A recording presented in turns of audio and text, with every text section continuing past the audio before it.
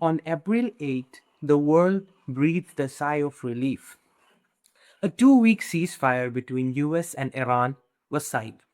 The Strait of Hormuz was supposed to reopen. Global markets braced for a cool down. But if you have read chapter 18 of my book, you know exactly why I am not celebrating.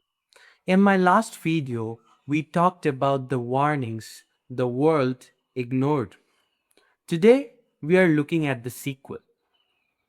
Because while the headlines say ceasefire, the ground reality in Lebanon and Tehran is screaming something else entirely.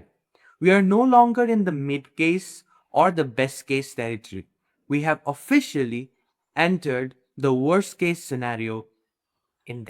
Let us look at the facts from the last 48 hours. Yes, Donald Trump and the Iranian leadership agreed to a 14-day pause via Pakistani mediators. But look at the fine print and the justified violence following it. Number one, the Lebanon loophole. Israel has explicitly stated that Lebanon was never part of the deal. While the ink was drying on the US Iran agreement, Israel launched Operation Eternal Darkness. We're talking 100 airstrikes in just 10 minutes. Beirut in Bikavali and southern Lebanon are under a total blackout. The justification? From the IDF's perspective, this isn't a violation, it's a necessity.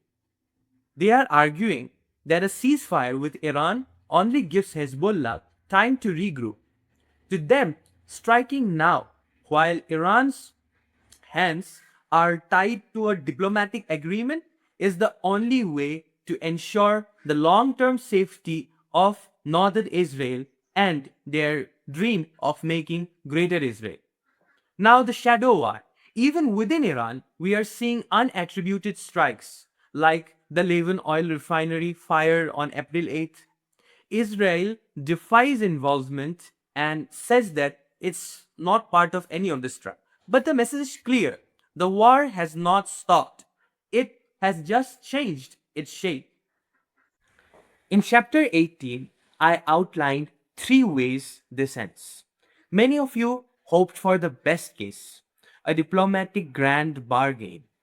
Instead, we are seeing the worst case scenario play out in real time. Here is the current chaos justifies that prediction. Number one was the broken shield theory. I wrote that the worst case involves a decoupling from the proxies of the patrons. We see that now Iran is the table, but Hezbollah is being decimated. This creates a vacuum when a proxy feels abandoned by its patron during a ceasefire. They don't surrender, they get more desperate. Now, I also talked about asymmetric escalation. The book predicts that a formal ceasefire would be used as a smokescreen for tactical assassinations. On April 8th, Israel killed Ali Yusuf Harshi, Hezbollah leadership secretary. This is exactly what I meant. The peace is being used as a weapon to thin out leadership while the war is technically on pause. Then is the economic choke point. Even with the Strait of Hormuz opening, the IMF just confirmed that the damage to the infrastructure, like the 17% loss in Qatari gas production, will take 3 to 5 years to fix. The worst case is not just about bonds, it's about the permanent crippling of the global energy grip. Now, let's talk about the word justify. In the logic of chapter 18, these post ceasefire attacks aren't accidents, they're strategic necessities for the players that are involved. For Israel, they see US Iran deal as a betrayal of their security.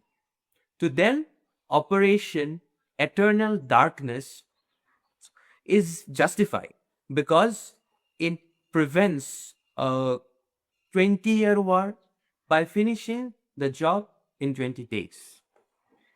Now, for Hezbollah, the rocket fire into northern Israel on April 9 is their way of saying we are not a card for Iran at a bargaining table.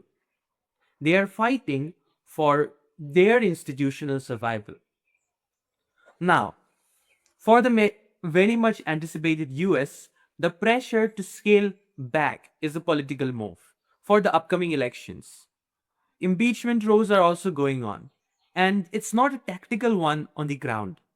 We are now at a crossroads. The ceasefire is a 14-day timer. If the demands in Chapter 18 regarding the demilitarization of the southern Lebanon are not met, this pause will no longer lead to something small. It will lead to a much larger, more violent explosion by the end of April. So, if you want to understand the mid case we missed and the best case we are currently throwing away, you need to read the full breakdown in chapter 18. The world is following the script I feared the most. Check the link in the description to get the book. Watch the previous video here and see how we got there. And stay tuned because the next 14 days will decide the next 14 years.